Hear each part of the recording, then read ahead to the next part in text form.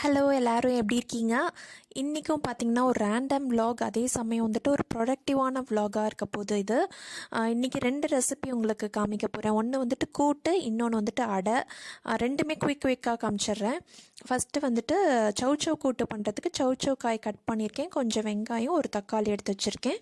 இதில் ஒரு 1/4 கப் பாசிப்பருப்பு, ஒரு 2-3 ஸ்பூன் கடலைப்பருப்பை வந்துட்டு ஊற வச்சுருக்கேன் ஒரு 20 நிமிஷம். அதோட கொஞ்சமாக ஒரு பிஞ்ச் மஞ்சத்தூள், அப்புறம் 1 டேபிள் ஸ்பூன் அளவுக்கு சாம்பார் தூள். இதோட நம்ம கட் பண்ணி வச்சுருந்த காயெல்லாம் போட்டுட்டு, அப்புறம் தேவையான அளவு உப்பு போட்டு ஒரு 3-4 விசிலுக்கு நல்லா வேக விட்டு எடுத்தோம்னா ரெடி ஆகிடும் அது. அதுக்கப்புறமேட்டு ஒரு மிக்ஸி ஜாரில் கொஞ்சம் தேங்காய், 1 ஸ்பூன் சீரகம், ஒரே ஒரு பச்சை மிளகாய் காரத்துக்கு ஏற்ற மாதிரி, இதை வந்துட்டு நல்லா முடிஞ்ச அளவுக்கு ஃபைன் பேஸ்ட்டாக அரைச்சிக்கோங்க. அரைச்சிட்டு நம்ம இதில் ஊற்றிட்டு ஒரு 2 மினிட்ஸ், மேக்ஸிமம் 5 மினிட்ஸ் கொதிக்க வச்சா கூட்டு ரெடி ஆகிடும். இதே நீங்கள் பீட்ரூட்டில் பண்ணலாம், நல்லாயிருக்கும். சுரைக்காய், அந்த மாதிரி நிறையா நீர்க்காயெல்லாம் பண்ணால் கூட நல்லாயிருக்கும். இது கடைசியாக வந்து தாளித்து கொட்டணும். அதுக்கு நல்லெண்ணெயில் கடுகு, சீரகம், உளுத்தம்பருப்பு, வரமிளகாய், கருவேப்பிலை போடலாம். நான் இன்றைக்கி வரமிளகாய் போடல, எனக்கு காரம் சரியாக இருந்ததுனால நான் சேர்க்கல. ரொம்ப சிம்பிளாக இருக்கும். ஆனால் வந்துட்டு ரைஸுக்கு நம்ம தொட்டு சாப்பிட்றதுக்கு எல்லாத்துக்குமே இந்த கூட்டு வந்து நல்லா டேஸ்ட்டாக இருக்கும். நீங்கள் ட்ரை பண்ணதில்லைன்னா கண்டிப்பாக ட்ரை பண்ணி பாருங்கள். இதுதான் அதோட கன்சிஸ்டன்சி. சௌ காய்க்கு வந்துட்டு ரொம்பவே நல்லா இருந்துச்சு. அன்றைக்கி காலையில் பார்த்திங்கன்னா பால்காரர் வருவார். இங்கே ஊர் சைட்லலாம் அந்த கேனில் கொண்டு வருவாங்கள்ல மாட்டுப்பால், அந்த மாதிரி தான். இங்கே பார்த்திங்கன்னா ரோடு, எங்கள் வீட்டுக்கு முன்னாடி இந்த ஸ்ட்ரீட் ஃபுல்லாகவே வந்துட்டு நல்ல தண்ணி கனெக்ஷன் கொடுக்கறதுக்காக இந்த மாதிரி ஃபுல்லாக பறித்து போட்டிருந்தாங்க. க்ராஸ் பண்ணவே கஷ்டமாக இருந்துச்சு. ரித்வா அப்பயும் பால் வாங்க கீழே போகணும்னு சொல்லிகிட்டு இருந்தான். ஸோ அவங்க அப்பா தான் கூட்டிகிட்டு போனாங்க. ஒரு 2 டேஸ் இந்த மாதிரி போட்டு வச்சுருந்தாங்க. அப்புறமேட்டு ஒரு பாதை மாதிரி நடுவில் போட்டிருந்தாங்க மண்ணிலேயே. அப்புறமேட்டு க்ளோஸ் பண்ணிட்டாங்க, எல்லாம் ஃபினிஷ் ஆகிடுச்சு.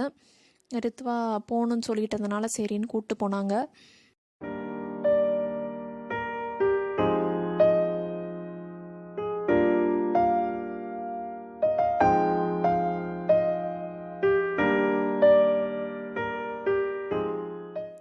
ஹஸ்பண்டுக்கு லன்ச் பேக் பண்ணியாச்சு. அன்றைக்கி மார்னிங் பிஸியாக தான் போணுச்சு.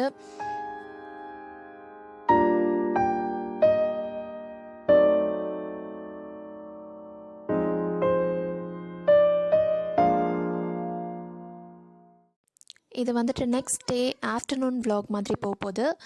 ஆஃப்டர்நூன் வந்துட்டு டேரெக்டாக ரித்வா ஒரு நைட்டு தான் தூங்குவோம், ஆஃப்டர்நூன்லாம் தூங்குறதுலாம் இல்லை.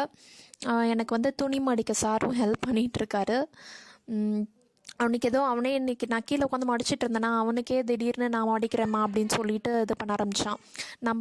எனக்கு தெரிஞ்ச வரைக்கும் சொல்கிறேன் என்னென்னா, பசங்களுக்கு வந்துட்டு நம்ம ஒரு விஷயம் கற்றுக் கொடுக்குறோம் அப்படின்னா அதை ஃபோர்ஸ் பண்ணோம்னா அவங்க கற்றுக்க மாட்டாங்க.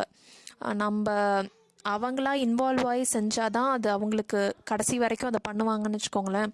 அதே மாதிரி நான் அப்பப்போ கூப்பிடுவேன், வந்து ஹெல்ப் பண்ணுற அம்மாவுக்கு துணி மடிக்க அப்போல்லாம் கூப்பிடுவேன். பட் நான் ஃபோர்ஸ் பண்ண மாட்டேன். இன்றைக்கி வந்துட்டு அவனே நான் மடிக்கிறேன், அவனோட துணிலாம் அவனே எடுத்துகிட்டு வந்தான். சரி அப்படின்னு உட்காந்துட்டு அவனுக்கு நான் சொல்லி கொடுத்துட்டு இருந்தேன். அப்போ அவனுக்கும் கொஞ்சம் இன்ட்ரெஸ்டிங்காக பண்ண ஆரம்பித்தான். துணி மடிக்கிறதுன்னு இல்லை, எந்த வேலையுமே இதே மாதிரி லாஜிக் தான் பொருந்தும். நம்ம அவங்கள வந்து பண்ணு பண்ணு பண்ணு அப்படி சொன்னால் அவங்களுக்கு வந்துட்டு அதை ரீசன் சொல்ல ஆரம்பிச்சிருவாங்க. எனக்கு நான் வேறு ஏதாச்சும் பண்ணுறேன் அப்படி இப்படின்னு சொல்லிட்டு மழுப்புவாங்க.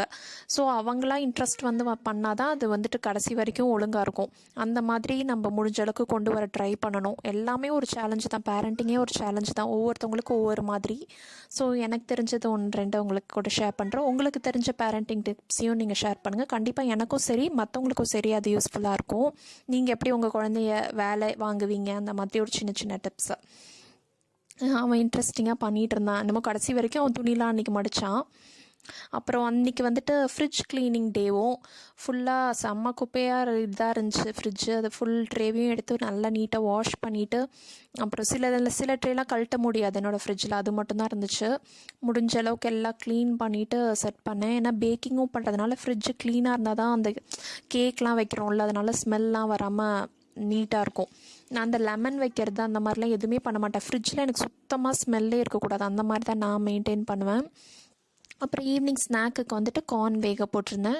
அப்புறம் அன்றைக்கி பெட் ஸ்ப்ரெட்டு எல்லாமே துவைச்சி காய போட்டிருந்தோம். அப்புறம் ஆஃப்டர்நூன் வந்துட்டு இந்த வேலையும், அன்றைக்கி அடுத்த நாள் வந்துட்டு கீரை செய்யலான்னு. ஸோ வந்துட்டு சைட் பை சைடு வெந்தயக்கீரை அதுவும் அப்படியே ஆஞ்சிட்ருந்தேன். மதிய டைம் தான் கொஞ்சம் இதெல்லாம் பண்ணிகிட்டு இருக்க முடியும். சில சமயம் எனக்கு மதியம் டயர்டாக இருந்துச்சுன்னா நான் எதுவும் பண்ண மாட்டேன். அப்படியே ஆப்போசிட்டாக இருக்கும். செல்லில் பார்த்துட்டு அப்படியே படுத்திருப்பேன். அந்த மாதிரி போகும். சில சமயம் இந்த மாதிரி கொஞ்சம் ப்ரொடக்டிவாக இருக்கும். அதனால தான் உங்கள் கூட இன்றைக்கி அதை ஷேர் பண்ணிகிட்ருக்கேன். அப்புறம் வந்துட்டு ஸ்வீட் கார்ன் தான். அது உப்பு போட்டு வேக வச்சா தான் நல்லா டேஸ்ட் நல்லாயிருக்கும். உப்பு போடாமல் இருந்தால் சல்லுன்னு இருக்க மாதிரி இருக்கும். ரித்வாக்கும் பிடிக்கும் ஸ்வீட் கார்னு. அப்படியே அவனுக்கும் கொடுத்துட்டு நானும் சாப்பிட்டு நெக்ஸ்ட்டு பெட் ஸ்ப்ரெட் எல்லாம் எடுத்துகிட்டு வந்தாச்சு.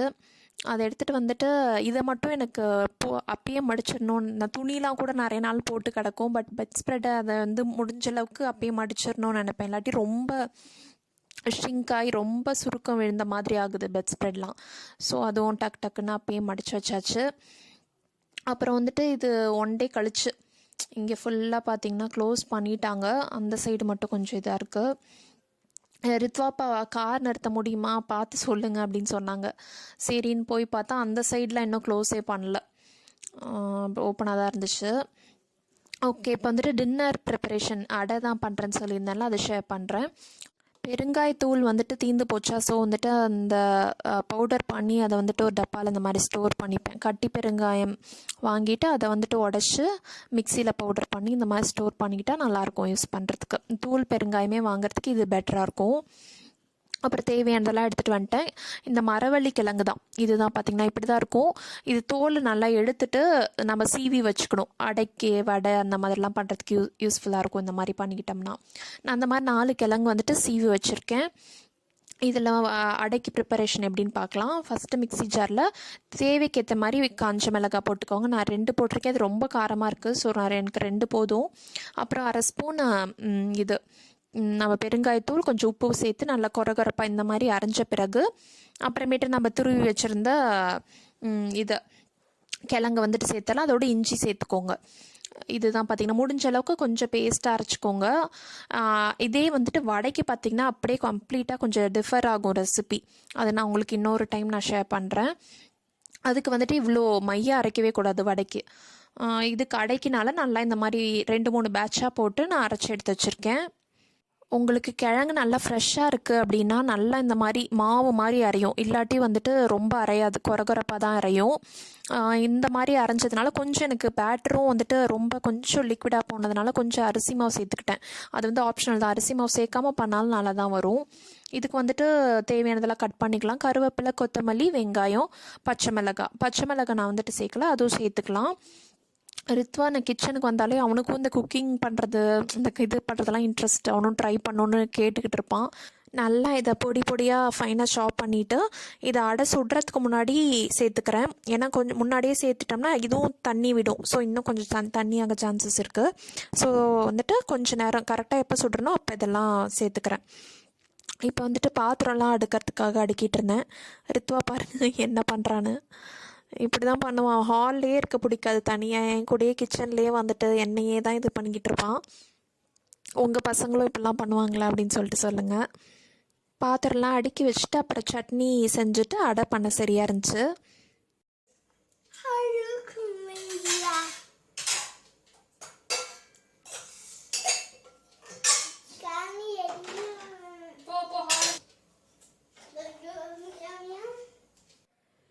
அப்புறம் தேங்காய் சட்னிக்கு அரைச்சிட்டு அடை பண்ணோம். அடுத்த நாள் தான் பார்த்திங்கன்னா கொஞ்சம் வடை பண்ணேன். இது இன்னொரு 2 கிழங்குல வச்சு அதோட ரெசிபி வந்துட்டு நெக்ஸ்ட் டைம் உங்களுக்கு ஷேர் பண்ணுறேன். இதில் ஏற்கனவே சொன்ன மாதிரி ஒரு 2-3 ஸ்பூன் அரிசி மாவு சேர்த்துக்கிட்டேன் அந்த கன்சிஸ்டன்சிக்காக. உங்களுக்கு திக்காக இருந்துச்சுன்னா அந்த இது கூட தேவையில்லை. அப்புறம் இந்த வெங்காயம், கருவேப்பிலை, கொத்தமல்லி எல்லாத்தையும் இதில் போட்டு நல்லா கலந்துட்டு தோசைக்கல்லை பற்ற வச்சுட்டு அப்படியே அடை தட்டுறது தான். நல்லா ஒரு பெரிய பாலாக கையில் எடுத்துகிட்டு அப்படியே தட்டலாம். பிகினர்ஸாக இருந்தீங்கன்னா தண்ணி வச்சுட்டு தொட்டு தட்டுங்க. இது ரொம்ப எனக்கு தெரில, நான் அப்படியே தட்டிட்டேன். எனக்கு ஈஸியாக தான் இருந்துச்சு. அப்புறம் நல்லா எண்ணெய் விட்டு ஒரு 2லேருந்து ஒரு 4-5 நிமிஷம் நல்லா மீடியம் ஃப்ளேமில் வச்சு மூடி வச்சு வேக விடணும். சைட் பை சைடு சட்னிக்கு வந்துட்டு தாளித்து எடுத்துக்கிட்டேன். அடை வந்துட்டு கொஞ்சம் ஸ்லோ குக் பண்ணணும், ரொம்ப ஃபாஸ்ட்டாக எடுத்துடக்கூடாது. ஆனால் முடிஞ்ச அளவுக்கு நம்ம மெலிசாக தட்டுறதுனால ரொம்ப மொத்தமாக தட்டினா தான் ரொம்ப டைம் எடுக்கும். முடிஞ்ச அளவுக்கு மெலிசாக தட்டிட்டா கொஞ்சம் சீக்கிரமாகவே வெந்துடும்.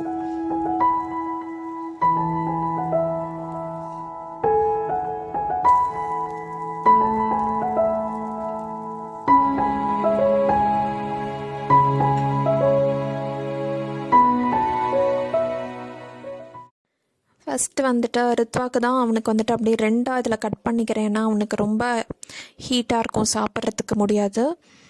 2 ஸ்லைஸாக கட் பண்ணிவிட்டு சட்னி இதுக்கு வந்துட்டு கொஞ்சம் தண்ணியாக இருந்தால் நல்லாயிருக்கும். ரொம்ப திக்காக இருந்தால் சாப்பிட்றதுக்கு கொஞ்சம் கஷ்டமாக இருக்கும் அடைக்கு. ஸோ கொஞ்சம் தண்ணி சட்னி மாதிரி அரைச்சிக்கிட்டேன். அப்படியே எங்களுக்கும் சுட்டு அப்படியே ஹாட் பாக்ஸில் போட ஆரம்பிச்சிட்டேன். இதுதான் எங்களுடைய அன்றைக்கி டின்னர். அடுத்த நாள் வடை செஞ்சு ரொம்ப கிறிஸ்பியாக சூப்பராக வந்துருந்துச்சு. இதோட ரெசிபி கண்டிப்பாக நெக்ஸ்ட் டைம் உங்களுக்கு ஷேர் பண்ணுறேன். இந்த வீடியோ அப்படியே முடிச்சுக்கிறேன். இந்த vlog உங்களுக்கு பிடிச்சிருந்தா லைக் பண்ணுங்கள், ஷேர் பண்ணுங்கள், கமெண்ட் பண்ணுங்கள். நீங்கள் இன்னும் சப்ஸ்கிரைப் பண்ணலைன்னா மறக்காமல் சப்ஸ்கிரைப் பண்ணுங்கள். நான் ஆர்த்தி மறுபடியும் உங்களை வேறு இன்ட்ரெஸ்டிங்கான வீடியோவில் சந்திக்கிற வரைக்கும் பாய்.